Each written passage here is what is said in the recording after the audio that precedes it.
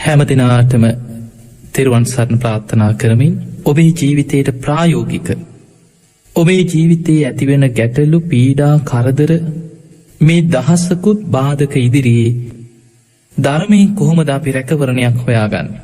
අපි කොහොමද ධර්මානුකූලව මේ ධර්මයෙන් අපේ ජීවිතයට ආරක්ෂාවක් හොයන්නේ? පිංගුතුනි, අද ඔබට ධර්ම දේශනාවෙන් මාතෘකා කරලා ඔබව දැනුවත් කරන්නේ ධර්මානුකූලව සත්‍යක්‍රියාවක් සිදු කරන ආකාරය ගැනයි. ඔබ දන්නවා ලෝකෙ මේ වෙනකොට මිනිස්සුන්ගේ මනසට ලොකු බියක් තැති ගැනීමක් ඉපදිලා තියෙන.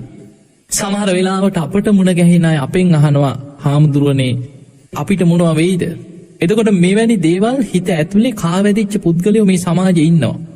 ඒ නිසා අපේ ජීවිතවල අපි ධර්මයේ දියුණු කරගන්නකොට කොහොමද අපි මේ ස්වභාව ධර්මයෙන් අපේ ජීවිතයට ආරක්ෂාවක් රැකවරණයක් හොයාගන්නේ? ධර්මානුකූලව කොහොමද අපි සත්‍යක්‍රියාවක් කරන්නේ?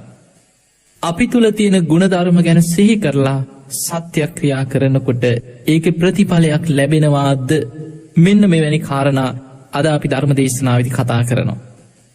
පින්වතුනි, බුදුරජාණන් වහන්සේගේ ධර්මයේ තුල උන්වහන්සේ තමන්ගේ සාධාරණකම් වෙනුවෙන් කෙනෙක් සත්‍යක්‍රියාවක් කරනවා මිසක් කවදාවත් සත්‍යග්‍රහ කිරීම, ඊළඟට තමන්ගේ ඉල්ලීම් ලබා ගැනීම පිණිස නොයෙක් විදිහේ උද්ඝෝෂණ, නොයෙක් විදිහේ කලබල කිරීම, එවැනි දේවල් බුදුරජාණන් වහන්සේගේ ධර්මයේ නැහැ. නමුත් තමන් සත්‍යවාදී නම් තමන්ගේ සත්‍යවාදී ස්වභාවය පිළිබඳව දෙවියන්ට තුනුරුවන් සිහිපත් කරලා දෙවියන්ගෙන් ඉල්ලීමක් කරන්න පුළුවන්. මම මේ වගේ ගුණධර්මයක් රකින්න කෙනෙක්.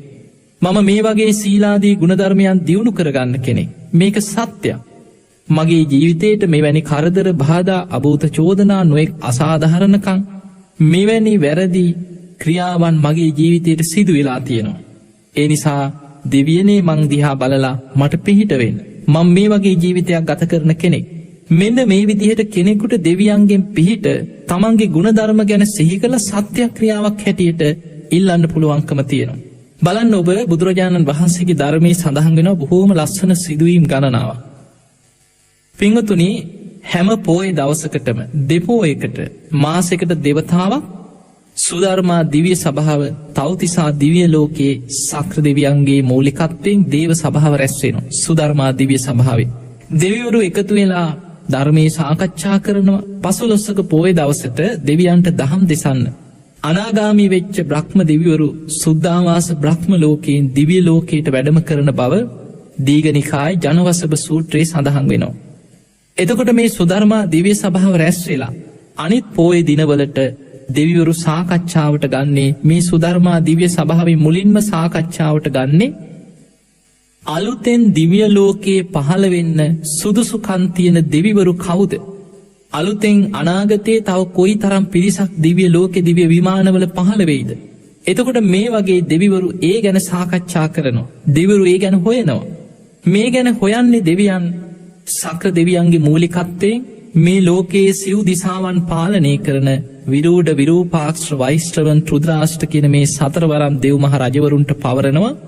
තමන්ගේ දිව්‍ය සේනාව, දිව්‍ය පුත්තු, දිව්‍ය පරිවාර පිරිස මේ ලෝකයේ සිව් දිසාවන් වල ගම් නියම් ගම් පුරා පත් කරලා ඒ අයගෙන් මිනිස්සුන්ගේ විස්තර ගන්නවා.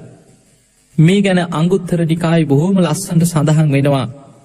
පින්වතුනි, අට කතාවල බොහොම පැහැදිලිව තියෙනවා මේ සතරවරම් දෙවියන්ගේ නියෝජිත දේවතාවරු ඒ ගම්මානවලට පත් කරලා තියෙනවා. නොයෙක් ගම්වල අරක්ගෙන ඒ ගම්වල තියෙන තොරතුරු ඒ දිව්‍ය සභාවට යවන්නේ සතරවරම් දෙවියන්ගේ අනසක යටතේ කටයුතු කරන ඒ සේනාවේ අනික් දෙවිවරු. ඒ ගම්වල කටයුතු කරන දේවතාවරු ධර්මයේ හඳුන්වන්නේ සීමස්තක දේවතාවරු කියලා. සාමාන්‍ය ගැමි වහරේ බොහෝ ගම්මානවල මිනිස්සු කියනවා මේ ගම්බාර දෙවිවරු කියලා. එතකොට මේ ගම්වල ඉන්න මේ දේවතාවරු ඒ ගම්වල ඉන්න මිනිස්සුන්ගේ ඒ අය කරන වැරදි අකුසල් අඩුපාඩු මේ සියල්ල දෙවියන් දකිනවා.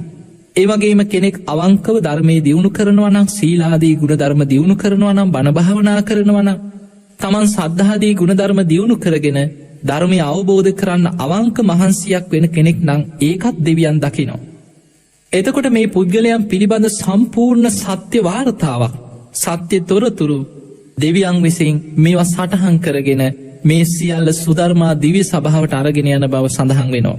දෙවියන් මේ ඒ පුද්ගලයන් ගැන සඳහන් කරන මේ සටහන් ලියාගන්න මේ පොත රන් පොත හැටියට සඳහන් වෙනවා.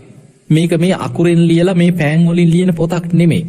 මේ දෙවියන් විසින් සිහි කරනකොට මේ පුද්ගලයාගේ චරිතය මේ විදියට ලියන්න ඕන කියලා හිතනකොට ඒ සටහන් වෙන දෙවියන් විසින් භාවිතා කරන ග්‍රන්ථයක් හැටියට ඒ පුද්ගලයන්ගේ තොරතුරු රැස් වෙන තැනක් හැටියටයි මේ රම් පොත ගැන සඳහන් වෙලා තියෙන.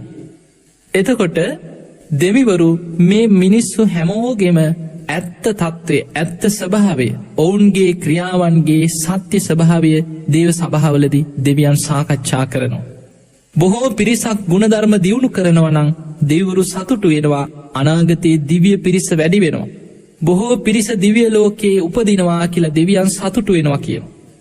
හැබැයි ඒ අය මේ විදි අකුසල් කරන අය වැඩි කියනකොට දෙවරු කම්පා වෙනවා දිවිය ලෝකෙට එන පිරිස අඩු වෙනවා අපායවල්ලොල්ට වැඩිපුර පිරිලා ඉතිරිලා යනවා කියලා දෙවියන් කම්පා වෙනවා කියනවා. ඒ නිසා පින්වතුනි අපිට පේනවා මේ ලෝකයේ කෙනෙක් ලෝකයට සිල්වතෙක් විදිහට පෙනී ඉන්න පුළුවන්. හැබැයි අපි දකිනවා කෙනෙකුට රහසී සැඟවිලා වැරදිකම් ඒ වගේම නොයෙක් දුස්සීලකම් නොපනත්කම් කරන්න පුළුවන්කම තියෙනවා. හැබැයි මේ ලෝකයටම හැංගිලා නීතියෙන් වසං වෙලා මේ ලෝකයාටම වසං වෙලා එවැනි අඩුපාඩු වැරදි නොපනත්කම් කරත් ඒ සියල්ල දෙවියන් දකිනවා. දෙවියන්ට බොරු කරන්න පුළුවන්කමක් නෑ. ඒ නිසා බුදුරජාණන් වහන්සේගේ ධර්මයේ බොහොම ලස්සන සිදුවීමක් තියෙනවා මහණෙනි. මේ ලෝකයේ අනික් සෑම දිනාටම වැඩිය තමන් ගැන සම්පූර්ණයෙන්ම පරිපූර්ණව තමන් කවුද? තමන් සිල්වත් කෙනෙක්ද? දුස්සීල කෙනෙක්ද? තමන් කරන දේ හරිද වැරදිද? තමන් ලෝකයා රවට්ටනවද නැද්ද? මේ සියල්ල තමන්ගේ හෘද සාක්ෂිය දන්නවා. තමන් කවුද කියන එක තමන්ගේ හෘද සාක්ෂිය දන්නවා. තමන් ගැන තමන් දන්නේ යම්සේද අන්නේ ආකාරයටම හිත දකින දෙවියන් තමන් ගැන දකිනව කියලා බුදුරජාණන් වහන්සේ වදාළ. අන්නේ නිසා තමන් ගැන සත්‍ය වූ වාර්තාවක් තමන් කියන්නේ කවුද? තමන්ගේ ක්‍රියාවේ ස්වභාවය ගැන සියල්ල දෙවිවරු දේව සභාවල කතාබහ කරනවා. ඒ නිසා පින්වත්තුනි ඔබ අවංක කෙනෙක් නම් ඔබ අවංකව සීලාදී ගුණධර්ම රකින්න කෙනෙක් නම් ඔබ සද්ධාව දියුණු කරන සීලයේ දියුණු කරන ධර්මඥානය දියුණු කරන ත්‍යාග සම්පත්තිය ප්‍රඥාව දියුණු කරන කෙනෙක් නම් අන්න ඔබට පුළුවන් ඔබ තුළ තියෙන ගුණධර්ම ගැන සිහි කරලා සත්‍යක්‍රියාවක් කරන්න. මම මේ විදිහේ ගුණධර්ම රකින්න කෙනෙක් මේක සත්‍යයක්. මගේ කයින් වචනයෙන් සිතින් මම මේ විදිහේ සීලාදී ගුණධර්ම රකින්නවා. මගේ වචනයෙන් මං අකුසල් කරන්නේ නෑ මේක සත්‍යයි. මගේ කය මුල් කරගෙන මං අකුසල් කරන්නේ නෑ මේක සත්‍යයි. මගේ හිතෙන් පවා මම මේ විදිහේ මෛත්‍රී කරුණා මුදිතා ආදී සිතුවිලි වලින් බොහොම ධර්මානුකූල සිතුවිලි හිතන කෙනෙක් මේක සත්‍යයක්. මේ සත්‍ය අනුභවයෙන් මට යහපතක් වේවා මට සාධාරණයක් වේවා මේ සිදුවෙන මේ අසාධාරණකම් වලින් තොරව මට යහපතක් වේවා කියලා අන්න තමන් තුළ තියෙන සත්‍යවාදී ස්වභාවය ගැන සිහි කරලා සත්‍යක්‍රියාවක් කරන්න පුළුවන්කම තියෙනවා. පිංගතුනී ධර්ම ග්‍රන්ථවල සඳහන් වෙන ওই ජාතක කතාවල ඇතැම් අසාධාරණ ක්‍රියාවන් ඉදිරියේ බොහොම සීලවන්ත අය එවැනි සත්‍යක්‍රියාවන් කරනකොට සක්‍ර දෙවියන්ගේ පඬුපුල් ආසනයේ පවා උණු වෙනවා කියලා. එතකොට දෙවිවරුන්ට මේක දැනෙනවා. දෙවියන් ඉක්මනට ඒ දිහා බලලා ඔවුන්ට උදව් උපකාර කරන්න ඉදිරිපත් වෙනවා. ඒ පිණිස ඒ දෙවියන් පත් කරනවා. ඒ නිසා පිංගතුනි දෙවියන්ගේ උපකාර ලබන්න, දෙවියන්ගේ සහාය ලබන්න, දෙවියන්ගේ රැකවරණ ලබන්න ඔබ අවංකව සීලාදී ගුණධර්ම දියුණු කරගත්ත කෙනෙක් වෙන්නට ඕන. දැන් බලමු අපි මේ සත්‍ය ක්‍රියාවක් කියන්නේ මොකක්ද? කොහොමද කෙනෙක් සත්‍ය ක්‍රියාවක් කරන්නේ? පිංගතුනි සාමාන්‍ය ඔබට හිතෙන්න පුළුවන් දැන් මේ කරුණු කියනකොට අනේ අපේ ජීවිතේ වැරදි වෙලා තියෙනවා. අපේ ජීවිතවල අඩුපාඩු වෙලා තියෙනවා. කොහොමද අපි සත්‍ය ක්‍රියාවක් කරන්නේ? හැබැයි ඔබේ ජීවිතේ පෙර වැරදි තිබුණත් ඔබට පුළුවන් නම් යම් මොහොතක පටන් මේ ධර්මය අහපු දවසේ ඉඳන් ඔබට ඒ වැරදි හදාගෙන මම මේ අකුසල් වලින් වළකිනවා කියලා දිවිහිමියෙන් යම් ගුණධර්මයක් රකින්න උත්සාහ කරන්න. අන්න ඔබට පුළුවන් මං අසවල් දවසේ ඉඳන් මේ දක්වා මේ විදිහේ ගුණධර්ම රැක්කා, මේ විදිහේ ගුණධර්මයන් ආරක්ෂා කරා, මේක සත්‍යයක්, මේ සත්‍යානුභවයෙන් මට යහපතක් වේවා කියලා තමන් ආරක්ෂා කරපු ගුණධර්ම තමන් තුළ සත්‍යවාදීවම පිහිටි ගුණධර්ම ගැන සත්‍යක්‍රියාවක් කරන්න. දැන් බලන්න අංගුලිමාල හාමුදුරුව ගැන. කලින් කොයි තරම් වැරදි කරපු කෙනෙක්ද. අහිංසක හැටියට හිටපු කෙනා බොහෝම දරුණු මිනිමරුවෙක් බවට පත් වුණ අයදා. ඇගිලි මාලයක් හොයන්න ඇගිලි 1000ක් එකතු කරගන්න හිතාගෙන කී දෙනෙක්ව නම් මැරුවද. අංගුලිමාල ගැන ධර්මයේ සඳහන් වෙන්නේ මුලදී අංගුලිමාල මිනිස්සුන්ව මරලා ඇගිලි කපාගෙන ඒ ඇගිලි ගස් බෙනවල ගල් ගුහාවල් වල තැන් තැන්වල හැංගුවා. හැබැයි මේ ලේ රහට ඇදිලා ඉන සත්තු නොයෙක් මස් ආහාර කරගන්න ගිජුලිහිණි ආදී සතුන් මේ ඇගිලි ආහාර කරගත්තයි කුණු ලේ රහට ඇදිලාපු මේ සතුන් ආහාර කරගත්තා. අවසානයේ සමහර ඒවා කුණු වෙලා ගියා දවස් 2-3 යනකොට. අන්තිමට මේ අංගුලිමාල තීරණය කරා මේ ඇඟිලි කපලා තැන් තැන් වල හංගලා හරියන්නේ නැහැ. මේක බෙල්ලේ එල්ල ගන්නට ඕනේ. ඊට පස්සේ තමයි කපන ඇඟිල්ල බෙල්ලේ එල්ල ගන්න උත්සාහයක් ගත්තේ. මාලයක් හැටියට බෙල්ලේ දවට ගත්තා. නමුත් ප්‍රායෝගිකව වෙනදී ඇඟිලි කීපයක් කපලා දවස් 2-3 යනකොට මේක කුණු වෙලා වැක්කිරෙනවා ඇඟේ. බලන්න කොයි තරම් පිළිකුලක් අපිරියාවක් දැනෙන්නේ නැද්ද? නමුත් තමන්ට ඉලක්කයක් තිබුණේ තමන්ට ඇඟිලි 1000ක් සම්පූර්ණ කරගෙන මේ ගුරු පූජාවක් හැටියට මේ පූජාව ඉෂ්ට කරන්න. අන්තිමට මේ අංගුලිමාල කල්පනා කරා මෙහිම එක්කිනා දෙන්න මරලා මට ඇඟිලි 1000ක් හොයන්න හම්බෙන්නේ නැහැ. අන්තිමට 100 ගණන් මිනිස්සු ඉන්න ගම්මානවලට කඩා පැනලා විශාල පිරිසකට කඩුව අමෝරාගෙන ඒ කඩුවෙන් කොටාගෙන යනවා. මරණයට පත්වෙච්ච බොහෝ දෙනෙකුගේ ඇඟිලි කපා ගන්න. යන්තම් කීප දෙනෙක් පැනලා දුවගෙන තමන්ගේ ජීවිතේ බේරගන්නවා. ඊළඟට හැංගිලා ඉන්නවා ගැල්වල නැගලා ගැල් 500,000 වෙලදාම යන කණ්ඩායම් යනකොට මහා කැලේදී ඔවුන්ට ඒ කණ්ඩායමටම අර කඩුව අමෝරාගෙන පැනලා ගැල්වල හිටපු මිනිස්සුන්ව මරාගෙන යනවා. මේ විදිහට තමයි ඇඟිලි 1000ක් එකතු කරගන්න උත්සාහයක් ගත්තේ. අවසානයේ ඇඟිලි 999ක් එකතු වෙච්ච වෙලාවේ කල්පනා වුණා තව ඇඟිල්ලක් හොයාගන්න දවසක් දෙකක් හිටියොත් මේ ඇඟිලි ටිකත් කුණු වෙලා යාවි. අම්මා වුණත් කමක් නැහැ ඇඟිලි 1000 සම්පූර්ණ කරගන්නවා කියලා තමන්ගේ අම්මා මරන්න සිතුවිල්ල පහළ වෙනකොට බුදුරජාණන් වහන්සේගේ මහා කරුණා ඇසට යොමු වුණා. පෙර අකුසල විපාකයක් මත මෙවැනි දෙයක් සිදු වුණත් ධර්මය අවබෝධ කිරීම පිණිසත් සංසාරේ පින් කරගත්ත කෙනෙක්. බුදුරජාණන් වහන්සේ මේ අංගුලිමාල කියන මේ දරුණු මිනිමරුවා දමනය කරලා උන්වහන්සේගේ අනුත්තරෝ පුරිස ධම්ම සාරථී කියන මේ මහා බුදු ගුණෙන් මේ අංගුලිමාලව දමනය කරලා මේ බුද්ධ ශාසනය තුල බොහෝම සීලවන්ත භික්ෂුවක් හැටියට පැවිදි කරා. දැන් අංගුලිමාල හාමුදුරුවෝ දැන් පැවිදි වෙච්ච කෙනෙක්, සීලවන්ත කෙනෙක්. හැබැයි පෙර අංගුලිමාල නම් බොහෝම දරුණු දහස් ගාණක් මරපු දරුණු මිනිමරුවෙක්. බලන්න මේ කර්ම විපාක තමන් කරා එන ආකාරය. අංගුලිමාල හාමුදුරුවෝ දැන් පැවිදි වෙලා පාත්තරේ අරගෙන පිණ්ඩපාතේ වැඩම කරනවා. දැන් උන්වහන්සේ සීලයක පිහිටලා පිණ්ඩපාතේ වැඩම කරත් තමන් කරපු අර අකුසල් වල විපාක මේවා තමන් කරා මේ ජීවිතය තුලදීත් විටින් විට උන්වහන්සේට පීඩාවන් ගෙන දුන්නා. සමහර වෙලාවට පිණ්ඩපාතේ ගියාම මිනිස්සු අල්ලගෙන ගහනවා. පාත්තරේ කුඩු කරනවා. සමහර වෙලාවට ගස්වලට ගලක් ගැහුවත් මේ ගල කැරකිලා ඇවිල්ලා අංගුලිමාල හාමුදුරුවන්ගේ කොහිසේ පාත්තරේ මේ තමන්ගේ ඇඟටමයි පීඩාවක් ගෙන දෙන්නේ. බොහෝ වෙලාවල් වල ලේ පෙරාගෙන බුදුරජාණන් වහන්සේ ඉදිරියට එනවා. උන්වහන්සේ වදාළ අංගුලිමාල ඔබම කරපු අකුසල් වල විපාක ඔබ මෛත්‍රී වඩන්න කිව්වා. ඔබේ හතුරන්ටත් ඔබට හිරිහැර කරන අයටත් මිතුරන්ටත් මේ සියලු දෙනාටම මෛත්‍රී වඩන්න. බුදුරජාණන් වහන්සේගේ මේ උපදෙස් අනුගමනය කරමින් අංගුලිමාල හාමුදුරුවෝ පුදුම වීරියකින් ධර්මයේ දියුණු කරන්න උත්සාහයක් ගත්තා. දවසක් මේ අංගුලිමාල හාමුදුරුවෝ පිණ්ඩපාතේ වැඩම කරනකොට දරුවෙක් ලැබෙන්නේ අම්මා කෙනෙක් වේදනාවෙන් විලාප දෙනවා. උන්වහන්සේට හිතුණා මේ හඬ අහගෙන ඉඳලා කොයිතරම් වේදනාවකින්ද මේ විලාප දෙන්නේ. අනේ මට පිහිට වෙන්න විදිහක් නැහැනේ. එවැනි මෛත්‍රී කරුණා සහගත සිතුවිල්ලක් අංගුලිමාල හාමුදුරුවන්ගේ හදවතේ ඉපදුණා. එදා පිණ්ඩපාතේ යන්නේ නැතුව ආපහු ජේතවනාරාමයට ආපු වෙලාවේ බුදුරජාණන් වහන්සේ අහන අංගුලිමාල පිණ්ඩපාතේ ලැබුණාද? අන්නේ වෙලාවේ කියනවා ස්වාමීනි භාග්‍යතුන් වහන්සේ මෙන්න මේ විදිහේ සිදුවීමක් මට අහන්න ලැබුණා. දරුවෙක් ලැබෙන්න අම්මා කෙනෙක් වේදනාවෙන් විලාප දෙනවා. අනේ ස්වාමීනි මට පිහිට වෙන්න විදිහක් නැහැනේ කියලා මගේ හිතේ බොහොම අනුකම්පාවක් ඇති වුණා. බුදුරජාණන් වහන්සේ වදාළ අංගුලිමාල ඔබට පිහිට වෙන්න පුළුවන්. ඔබ සත්‍යක්‍රියාවක් කරන්න. අන්න බලන්න බුදුරජාණන් වහන්සේ පෙන්වලා දීපු කාරණේ. අංගුලිමාල හාමුදුරුවන්ට බුදුරජාණන් වහන්සේ වදාළ අංගුලිමාල ඔබ සත්‍යක්‍රියාවක් කරන්න. අංගුලිමාල හාමුදුරුව අහනවා අනේ ස්වාමීනි කොහොමද මං මේ සත්‍යක්‍රියාව කරන්නේ? බුදුරජාණන් වහන්සේ වදාළ අංගුලිමාල ඔබ හොඳට සිහි කරන්න කිව්වා ඔබේ ගුණ ධර්ම ගැන. සිහි කරලා මෙවැනි සත්‍යක්‍රියාවක් කරන්න මම දැන කිසිම ප්‍රාණියෙක්ගේ ජීවිතයක් තොර කරලා නැහැ මේක සත්‍යයක්. මේ සත්‍ය අනුභවයෙන් සුවපත් වෙලා සුවසේ දරුවා බිහි වේවා කියලා සත්‍යක්‍රියාවක් කරන්න කිව්වා. මේ කරුණු ටික ඇහෙනකොට අංගුලිමාල හාමුදුරුවන්ට ලොකු බයක් ඇති ගැනීමක් ඇති වුණා. අනේ ස්වාමීනි මම කොහොමද ওই සත්‍යක්‍රියාව කරන්නේ? එදා කඩුව අරගෙන මම මිනිස්සු පස්සේ පන්නගෙන ගිහිලා කී දෙනෙක්ව නම් මැරුවද? මගේ මුළු ශරීරයම ලේ වලින් තෙත් වුණා කිව්වා.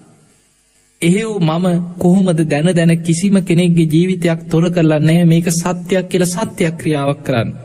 අන්න බුදුරජාණන් වහන්සේ අහනවා අංගුලිමාල ඔබ ආර්ය ජාතිය ඉපදිච්ච දවසේ ඉඳන් මේ බුද්ධ ශාසනයට ඇතුල් වෙච්ච දවසේ ඉඳන් දැන කිසිම සත්‍යයකගේ ජීවිතයක් තොර කරලා තියෙනවද? අන්න අංගුලිමාල හාමුදුරුවෝ විමසලා බැලුවා තමන් පැවිදි වෙච්ච දවසේ ඉඳන් බුද්ධ ශාසනයට ඇතුල් වෙච්ච දවසේ ඉඳන් ආර්ය ජාති ආර්ය කියන්නේ බුදුරජාණන් වහන්සේට කියන නම. බුදුරජාණන් වහන්සේගේ ශ්‍රාවකයෙක් හැටියට බුද්ධ ශාසනය තුල ඉපදිච්ච දවසේ ඉඳන් ස්වාමීනි මම දැන කිසිම ප්‍රාණියෙකුගේ ජීවිතයක් තොර කරේ නැහැ ඒක සත්‍යයක් කියෝ. එහෙමනම් අංගුලිමාල ඔබ ඒ සත්‍යක්‍රියාව ගිහින් කරන්න කිව්වා.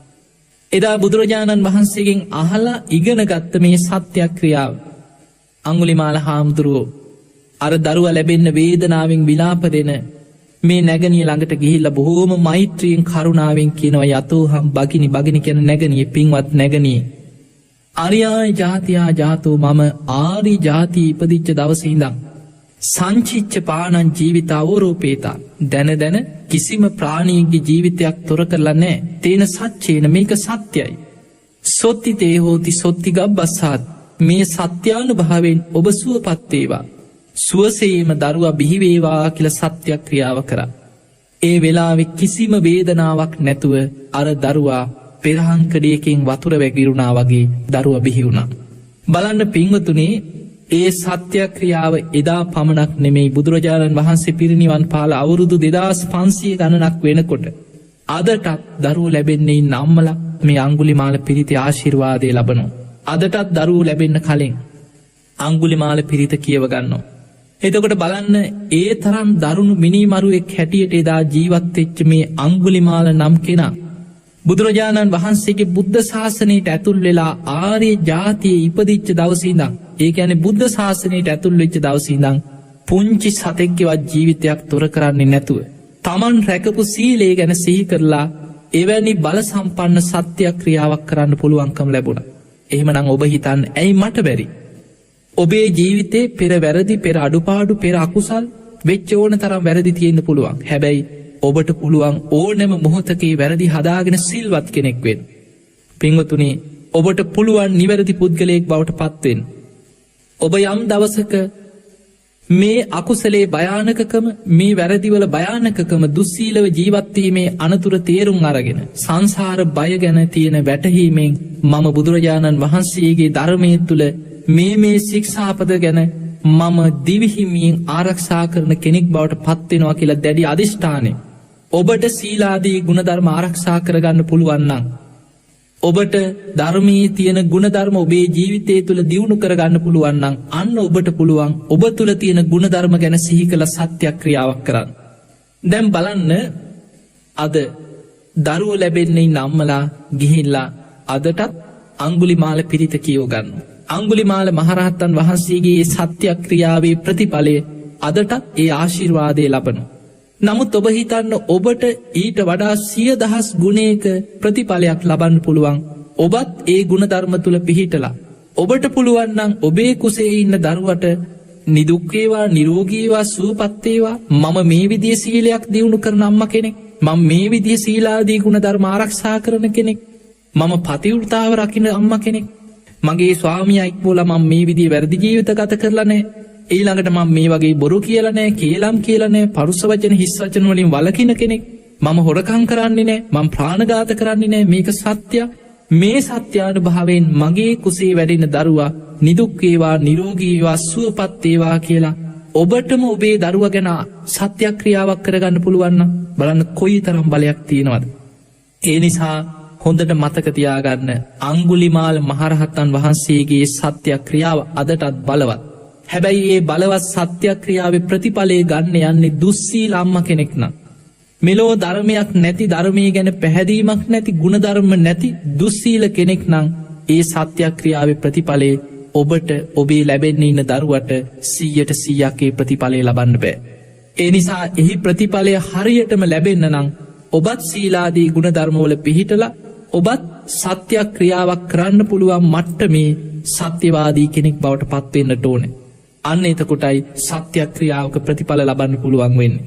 දැන් බලන්න බුදුරජාණන් වහන්සේ ගැන සඳහන් වෙනවා මේ සත්‍යක්‍රියා කියන ඒවා බොහෝම බලගත් දේවල්.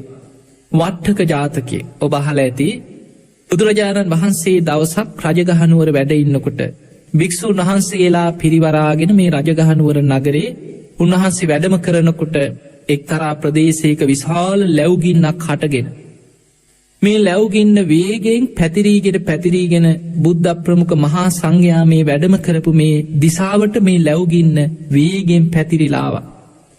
මේ ලැව්ගින්නට බිය වෙච්ච, වේගෙන් ඇවිලීගෙන එන්න මේ ගිනිදැල් තමන් දෙසට එනවා දැක්ක ඇතැම් කෙලෙස් සහිත භික්ෂූන් වහන්සේලා බියෙන් තැතිගත්තා. සමහරු නොයෙක් උපක්‍රම යොදමින්, වැලි ඉහිමින්, ඊළඟට නොයෙක් ලී කෝටු අරගෙන මේ ගින්නට මේවා දමමින්, මේ ගින්න එහාට මෙහාට විසුරුවමින් ගින්න නිවන්න ලොකු උත්සාහයක් ගත්තා. ඒ අතර ඇතැම් සීලාදී ගුණධර්ම තියෙන අය කියන්න පටන් ගත්තා, ඔය මොනවද කරන්නේ? මේ තුන් ලෝකේටම යහපත උදා කරන මහා පින්වන්ත ලෞතුරා බුදුරජාණන් වහන්සේ අපි ඉදිරියේ වැඩ ඉන්නවා නේද?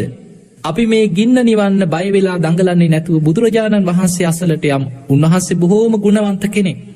මේ සියලු දෙනාම බුදුරජාණන් වහන්සේ අසලට ගියා. බුදුරජාණන් වහන්සේ එක්තරා තැනක නතර වෙලා තමන් දෙසට වේගෙන් බුරබුරා නැගෙන ගිනිදැල් මේ බුද්ධ ප්‍රමුඛ මහා සංඝයා ඉන්න දිසාවට ඇදීගෙන එන ගිනිදැල් දිසාව බලාගෙන බුදුරජාණන් වහන්සේ එක තැනක නතර වුණා. ඒ දිහා බුදුරජාණන් වහන්සේ බලනවත් සමගම අර තමන් දෙසට වේගෙන් ආපු ගිනිදැල් හරියට මහ මුහුදක රළ ආපස්සට යනවා වගේ මේ ගින්න නිවීගෙන ඈතට ගින්න නිවීගෙන ගියා.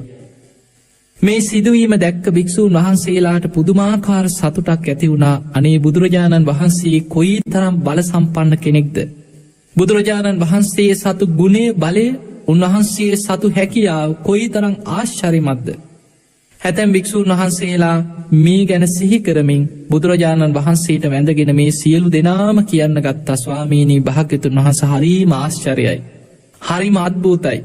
මේ සිත්පිත් නැති මේ මහා ගින්න මේ දෙසට බුරබුරා නැගෙන ගිනිදැල් තථාගත බුදුරජාණන් වහන්සේ භික්ෂු සංඝයා දිසාවට වේගේ නැදීගෙන ආපු මේ ගිනිදැල් බුදුරජාණන් වහන්සේ මේ ගින්න දෙස බලනවත් සමගම ආපසු නිවීගෙන ගියා. බුදුරජාණන් වහන්සේගේ කොයි තරම් ආශ්චර්ය අද්භූත වූ හැකියාවක් තියෙනවද කියලා භික්ෂුන් වහන්සේලා කියා හිටියා. අන්නේ වෙලේ බුදුරජාණන් වහන්සේ වදාළ, මහණෙනි, තථාගත බුදුරජාණන් වහන්සේ මේ මොහොතේ කළ අදිෂ්ඨානයක් නෙමෙයි කීවා මේ බලවත්ව පවතින්නේ. බුදුරජාණන් වහන්සේ වදාළ මේ ගින්න නිවීගෙන ගියේ අද තථාගත බුදුරජාණන් වහන්සේ කළ අදිෂ්ඨානයක්, සත්‍යක්‍රියාවක් නිසා නොවේ කීවා. භික්ෂුන් වහන්සේලා කැමති වුණා ඒ ගැන දැනගන්න. අනේ ස්වාමීනී භාග්‍යවතුන් වහන්සේ, ඒ අතීත කතාව අපට දේශනා කරන සේක්වා කියලා මේ සියලු දෙනාම ඒ අසල වාඩි වුණා. බුදුරජාණන් වහන්සේට ආසනයක් පනවලා දුන්නා. බුදුරජාණන් වහන්සේදා මේ අතීත කතාව ගෙනහැර දක්වමින් වට්ටක ජාතකයේ බුදුරජාණන් වහන්සේ දේශනා කරනවා. මේ වට්ටක ජාතකයේ සඳහන් වෙන්නේ බොහොම ලස්සන සිදුවීමක්. එදා ඒ භූමියේ බෝසතාණන් වහන්සේ පාරමී ධර්ම පුරාගෙන යන මේ සංසාර ගමනේ එක් ආත්මයක පුංචි වටුකුරුල්ලෙක් වෙලා වටුකුරුළු කූඩුවක ඉපදිලා හිටියා. ඒ අසල වනාන්තරේ බොහෝ වටුකුරුළු කූඩු, වටුකුරුල්ලන් විශාල ප්‍රමාණයක් මේ වනාන්තරයේ ජීවත් වුණා. ඔය වගේ ලැව්ගින්නක් හටගෙන වේගෙන් මේ ගින්න පැතිරීගෙන එනකොට බොහෝ වටුකුරුල්ලෝ පියාඹ ගන්න පුළුවන් අත්තටු හයිය තියෙන බොහෝ දෙනෙක් පියාඹලා අහසි කෑ ගහමින් විලාප දෙමින් බයෙන් තැති අරගෙන පියාඹලා ගියා. එදා බෝසතාණන් වහන්සේ පුංචි වටුකුරුල්ලෙක් වෙලා ඉපදිලා හිටිය. උන්වහන්සේට පියාඹ ගන්න තරම් අත්තටු ශක්තිමත් නෑ පුංචි වටුකුරුල්ලා. හැබැයි මේ ගින්න වේගයෙන් තමන් ඉන්න දිසාවට එනකොට ඒ අම්මයි තාත්තයි මේ පුංචි වටුකුරුල්ලා අතහැරලා බයේ තැති අරගෙන පියාඹලා ගියා. එදා මේ වටුකුරුළු කූඩුව තුළ මේ පුංචි වටුකුරුල්ලා තනි වුණා. හැබැයි තමන් ටිකෙන් ටික අර කූඩුවෙන් එළියට ඇවිල්ලා පහළ බලනකොට පේනවා තමන් ඉන්න මේ ගහ මේ පරිසරය බුරබුරා නැගෙන ගිනි දැල්වලින් වෙලාගෙන තමන්ගේ කූඩුව තව ටික වෙලාවකින් ගින්නෙන් පිච්චිලා යනවා. ඒ වෙලාවේ තමන්ට තමන්ගේ තියෙන සත්‍ය ස්වභාවය සිහිපත් වුණා. මේ වෙලාවේ මට පියාඹගන්න අත්තටු පණනෑ. මගේ අත්තටු ශක්තිමත් නෑ. මගේ දෙමව්පියෝ මේ කුරුල්ලෝ සියලු දෙනාම මාව අතහැරලා පියාඹලා ගියා. මම මේ වටකුරුළු කූඩුව තුල තනි වෙලා ඉන්නේ. එතකොට තමන්ගේ තියෙන සත්‍ය ස්වභාවය සිහි වෙලා ඒ වෙලාවේ පෙර සසර පුරුද්දට අතීතයේ බුදුරජාණන් වහන්සේලාගේ තියෙන ගුණයක් සිහි වුණා. අතීතයේ පහළ වෙච්ච බුදුරජාණන් වහන්සේලා මේ ආකාරයේ සත්‍යවාදී ස්වභාවයෙන් යුක්තයි. ඒක සත්‍යයක්. බුදුරජාණන් වහන්සේ තාත් තුළ මෙවැනි ගුණයන් තිබුණා නම් ඒ සත්‍යයක්. මේ වෙලාවේ මේ වටකුරුළු කූඩුවේ මං තනි වෙලා ඉන්නේ. මගේ දෙමව්පියෝ මාව අතහැරලා ගියා. මට පියාඹ ගන්න අත්තටු ශක්තිමත් නෑ. මේක සත්‍යයක්. ඒ නිසා ගින්න ආපසු හැරෙන්න කියලා තමන් අර ගින්න දිහා බලලා හිතුවා පමණයි. ඒ සත්‍යවාදී ස්වභාවයත් සමගම අර ගින්න ආපස්සට නිවීගෙන ගියා. බුදුරජාණන් වහන්සේ වදාළ මහණෙනි, එදා පුංචි වටුකුරුල්ලෙක් හැටියට ඉපදිලා ඉන්නකොට කරපු ඒ සත්‍යක්‍රියාවේ බලවත්කම අදටත් ඒ භූමිය තුල පවතිනවා. මේ කල්පයේ පවතින තාක්කල් මේ භූමියේ ඒ සත්‍යක්‍රියාවේ බලවත්කම පවතිනවා. බුදුරජාණන් වහන්සේ වදාළ මේ ලැබුගින්නෙන් මේ ප්‍රදේශයේම ඇවිලුණත් එදා ඒ වටුකුරුළු කූඩුව පිහිටියේ මෙන්න මේ තැනයි කියලා. එතන තමයි බුදුරජාණන් වහන්සේ භික්ෂු සංඝයා සමගින් නතර වෙලා බුදුරජාණන් වහන්සේ අර ගින්න දිශාව බලාමින් වැඩ සිටිය තැන. අන්න එතන අදටත් ගින්නකින් පිලිස්සලා විනාශ වෙන්නේ නැහැ කියනවා. ඒ දිශාවට එන ගිනි දැල එතනින් නතර වෙලා ආපස්සට නිවීගෙන ගියා. බලන්නේ සත්‍යක්‍රියාවේ තියෙන බලවත්කම. එහෙමනම් පින්වතුනි, ඔබ හිතන්න පුංචි වටුකුරුල්ලෙක් හැටියට එදා ඒ තිරිසන් සතෙක් හැටියට ඉපදිලා හිටියත් පුංචි වටුකුරුල්ලට පුළුවන් වුණා නම් එවැනි බලගතු සත්‍යක්‍රියාවක් කරන්න. ඇයි මනුස්ස ජීවිතයක් ලබපු ඔබට මේ කියන දේ තේරෙන, තමන්ට සිහිනුවන තියෙන, වීරිය තියෙන මනුස්ස ජීවිතයක් ලබලා බුද්ධ කාලයක බුද්ධ ශාසනයක් පවතින යුගයක ඉපදිච්ච ඔබට ඇයි ඔබට බැරි සත්‍යක්‍රියාවක් කරන්න? ඇයි ඔබේ තියෙන ගුණධර්ම ගැන, ඔබ දියුණු කරන ගුණධර්ම ගැන සිහි කරලා ඇයි ඔබට සත්‍යක්‍රියා කරන්න බැරි? ඒ නිසා පින්වතුනි, වැදගත්ම දේ අපි තුල තියෙන ගුණධර්ම ගැන සිහි කරලා අපි විසින් කරන සත්‍යක්‍රියාවයි බලවත්ම සත්‍යක්‍රියාව බවට පත් වෙන්නේ. දැන් බලන්න, ඔබ අහලා ඇති පිරිවානා පොත් වහන්සේ තුල ওই වට්ටක පිරිත වගේමයි මත්ස්‍ය රාජ පිරිත කියලා තවත් පිරිතක් ගැන සඳහන් වෙනවා. ඒ මත්ස්‍ය රාජ පිරිත තුල සඳහන් වෙලා තියෙන්නේ බෝසතාණන් වහන්සේ එක්තරා ආත්මයක විලක මාළු රංචුවකට නායක වෙච්ච මත්ස්‍යයෙක් හැටියට ඉපදිලා ඉන්නකොට විශාල නියඟයක් දුර්භික්ෂයක් ඇති වෙලා තමන්ගේ මේ විලේ හිටපු අනිත් මත්ස්‍යයන් එකින් එක මැරීගෙන යනකොට සත්තු ඇවිල්ලා ගොදුරු කරගන්නකොට උන්වහන්සේ ඒ මත්ස්‍යයෙක් හැටියට ඉපදිලා හිටියත් ඒ සත්‍යක්‍රියාවක් කරා අහස දිහා බලලා වැසි වසීවා කියලා. ඒ සත්‍යක්‍රියාවෙන් වැසි ඇද හැලුණා කියලා සඳහන් වෙනවා. එතකොට බලන්න, මෙවැනි පිරිත් අදටත් අපේ පැරැන්නම් වැසි ඇති කිරීම පිණිස වැසි පිරිත, මේ මත්ස්‍ය රාජ පිරිත, වට්ටක පිරිත, මෙවැනි සත්‍යක්‍රියාවල ආශිර්වාදය ලබනවා. ඒ නිසා පින්වතුනි, හොඳට මතක තියාගන්න, අපේ ජීවිතවල අපට සත්‍යක්‍රියාවක් කරලා පිහිට රැකවරණේ ලබා ගන්න පුළුවන්කම තියෙනවා. මේ යුගයේ තුල අපිට බොහෝ දෙනෙක්ගෙන් අහන්න ලැබෙන දේ තමයි, හාමුදුරුවනේ අපි මේ විදිහේ ජීවිත ගත කරනවා. නමුත් අපට කරදර, නමුත් අපිට හරියට ප්‍රශ්න, අපිට මේ වගේ අසාධාරණකම් සිද්ධ වෙනවා. අපිට මේ වගේ නොයෙක් විදිහේ නින්දා, අපහාස, බොරු, චෝදනා, නොයෙක් විදිහේ කෙනෙහිලිකම් සිද්ධ වෙනවා. ඇයි අපි මේ සිල්වත් වෙලා, අපි මේ විදිහේ ගුණධර්ම පුරාගෙන ඉඳලා ඇයි අපිට මෙහෙම වෙන්නේ? අපිට මේකට මොකුත් කරන්න බැයිද? බොහෝ දෙනෙක් අපෙන් අහන දෙයක්. ඔන්න ඔබට කරන්න දෙයක්.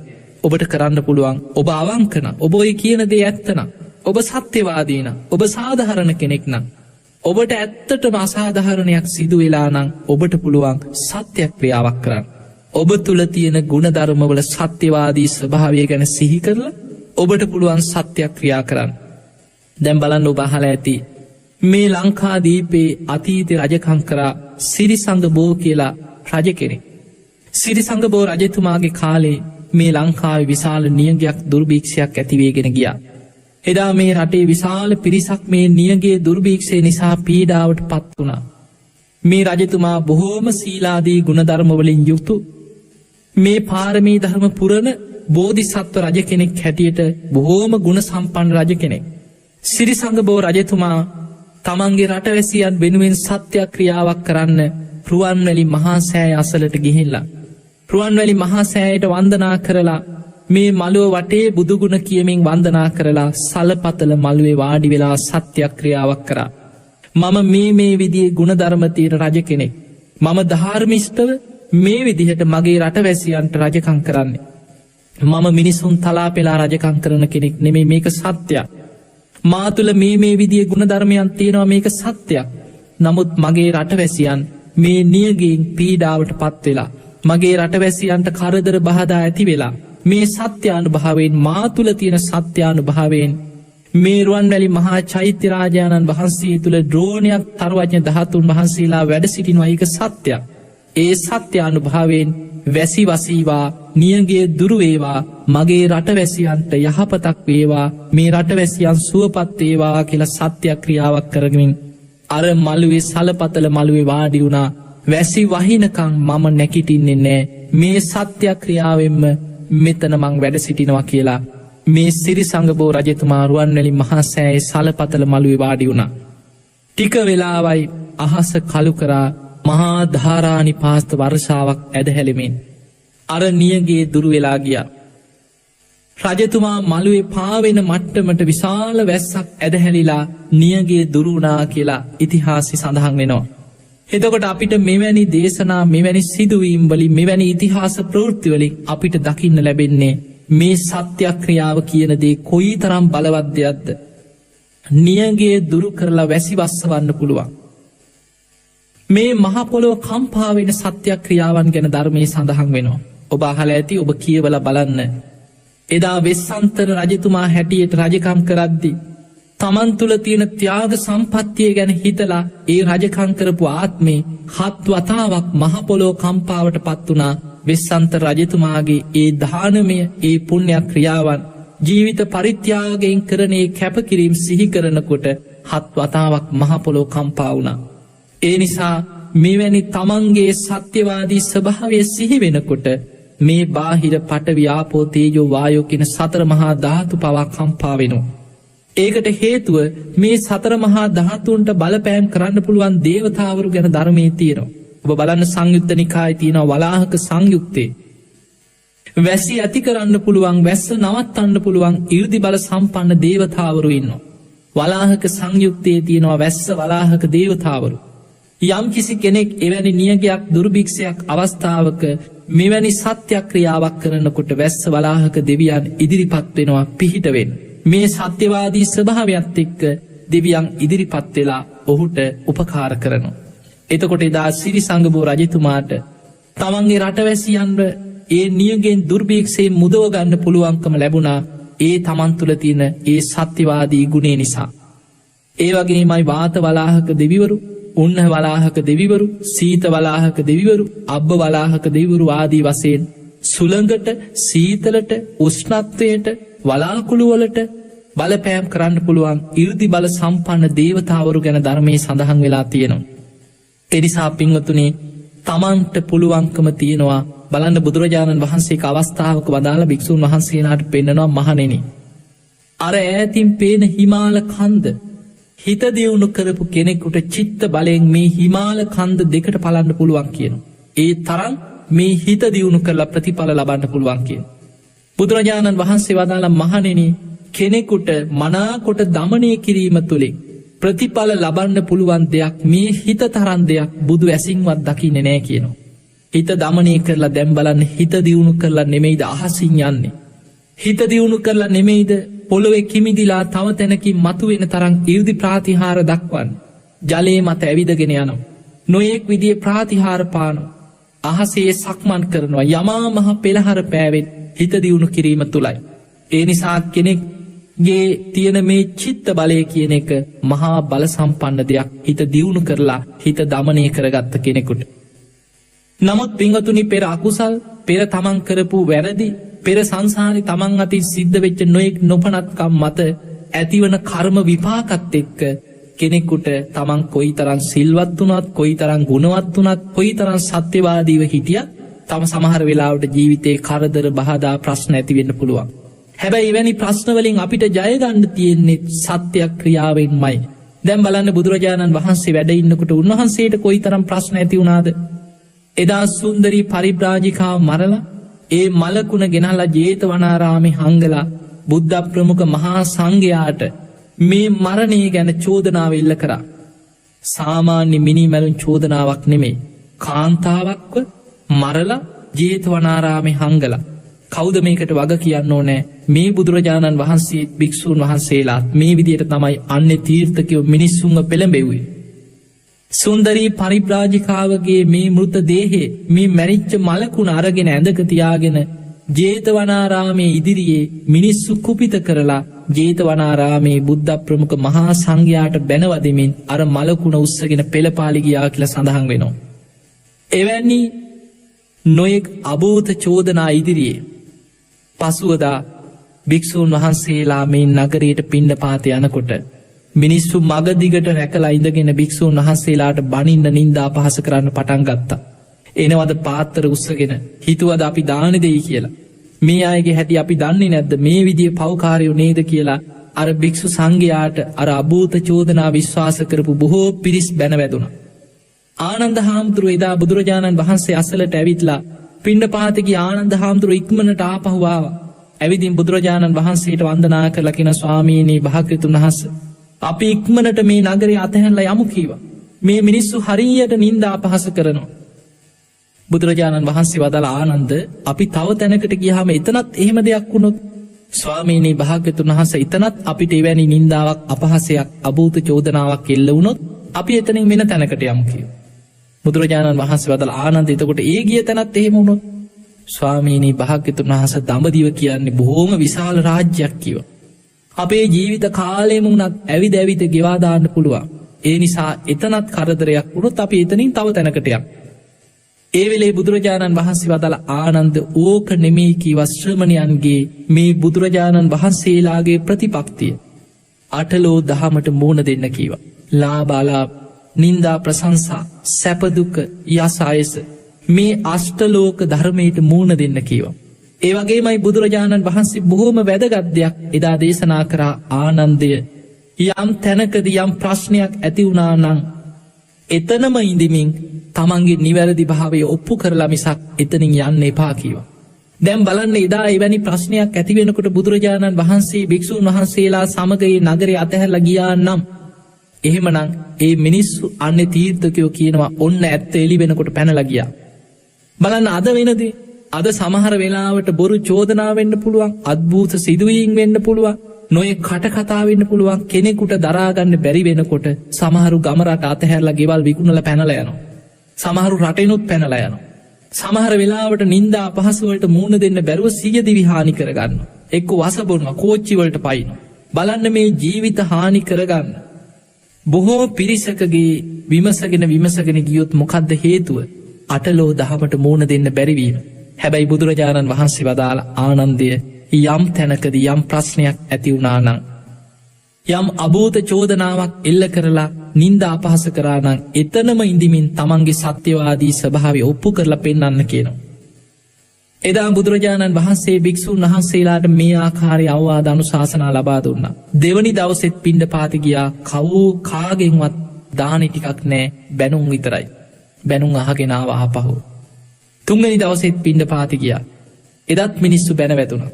බුදුරජාණන් වහන්සේ ඊළඟ දවසේ භික්ෂූන් වහන්සේලා රැස් කරලා ගාථාවක් ඉගැන්වුවා. මෙන්න මේ ගාථාව ඔබට ඊටාම වැදගත්. එදා බුදුරජාණන් වහන්සේ භික්ෂූන් වහන්සේලාට ගාථාවක් ඉගැන්වුවා. යම් කිසි කෙනෙක් බොරුවට නින්දා අපහාස කරොත් අභූතයෙන් චෝදනාවක් එල්ල කරොත් බොරු චෝදනාවක් පිට බැනවැතුනොත් මෙන්න මේ ගාථාවෙන් ප්‍රතිඋත්තරයක් දෙන්න කිව. නිකම්ම බැනුම් අහගෙන එන්න එපා මේ ගාථාවෙන් ඔහුට උත්තරයක් දීලා එන්න. අන්න බුදුරජාණන් වහන්සේ භික්ෂූන් වහන්සේලාට ගාථාවක් ඉගැන්වුවා අභූතවාදී නිරයං උපේති යෝචාපි කත්වා නකරෝමීති චාහ උබෝපිතේ පෙච්ච සමා භවන්ති නිහීන කම්මා මනුජා පවත්ත. මෙන්න මේ ගාථාව බුදුරජාණන් වහන්සේ භික්ෂූන් වහන්සේලාට කියලා දුන්න ඉගැන්වු. මේ ගාථාවේ තේරුම තමයි අභූතවාදී නිරයං උපේති. යම් කිසි කෙනෙක් අභූතයෙන් බොරුවට යම් චෝදනාවක් එල්ල කරොත් සිල්වතුන්ට ගුණවතුන්ට ඒ කෙනා ඒ අභූත චෝදනාව එල්ල කිරීමේ අකුසල විපාකයෙන් නිරයං උපේත්. ඔහු ඒ කාන්තයෙන් නිරේ උපත කරා යනවා. යෝචාපි කත්තා නකරෝමීති චාහ යම් කිසි කෙනෙක් වැරදි වැඩ කරනවා අකුසල් කරනවා. හැබැයි මම කරේ නෑ මම ඒව කරලා නෑ කියලා බොරුවට දිවුරනවා වැරදි කර කර. එවැනි කෙනත් ඒ අකුසලේ බලවත් වෙලා නිරේ උපදිනවා කියනවා. උබෝපිතේ පෙච්ච සමා භවන්ති දෙන්නම සමාන වූ අකුසල කර්මයන් නිසා නිරේදී එක තැනම තමයි කියන උපදින්. නිහීන කම්මා මනුජා පවත්ත ඒ කරපු පහත් නිහීන කර්මවලින් ඒ මනුස්ස ජීවිතයෙන් පහලට වැටිලා නිරේ තුළ බොහෝ කාලයක් දුක්විඳින්න සිදුවෙනවා කියලා බුදුරජාණන් වහන්සේ වදාලා. උන්වහන්සේ වදාළ භික්ෂූන් වහන්සේලාට තමන්ට බනින නින්දා පහස කරන අයට මේ ගාථාවෙන් ප්‍රතිඋත්තර දෙන්න. එදා බුදුරජාණන් වහන්සේ වදාලා මේ නින්දාව අපහසේ සිදුවෙලා දවස් 7ක් ඇතුළත මේක ඇත්ත එහෙළි දරව් වෙනවා. ඒ නිසා බනින අයට මේ ගාථාවෙන් ප්‍රතිඋත්තර දෙන්න කිව්ව. බලන්න හරියටම දවස් 7 යනකොට මේ චෝදනාවේ ඇත්ත නැත්ත හෙළි දරවුණා.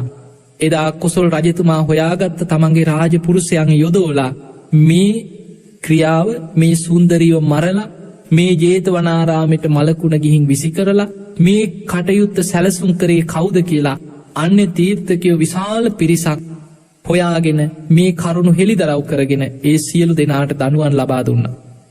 ඒ නිසා අපිට පේනවා බුදුරජාණන් වහන්සේලාගේ ජීවිතවලටත් බුදු පසේ බුදු මහරහතන් වහන්සේලාට පවා නොයෙක් නින්දා අපහස කරදර බාධා ඇතිවෙච්ච සිදුවීම් ධර්ම ග්‍රන්ථවල තියෙනවා.